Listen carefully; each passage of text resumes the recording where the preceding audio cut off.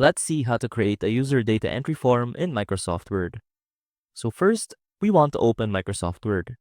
And as you can see right here, we have our document ready.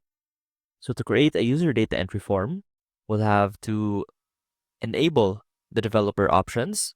And to do that, simply click on the File tab here, go down here to the Options tab, and go to Customize Ribbon, which will allow you to customize this ribbon and show the developer tabs if you check this checkbox right here. And as you can see, the developer tab is now right there on top. So let's go ahead and click that. Now, you can create user data entry forms if you click these options.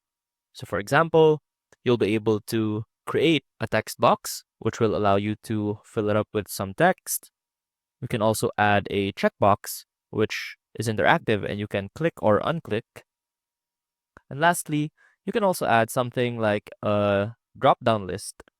So for example, this will allow you to choose a variety of options, which you can also edit if you click this property, the properties option right here.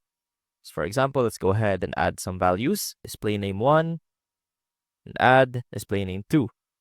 And if you go ahead, that will show you those options that you added. I hope this helped, and I will see you soon.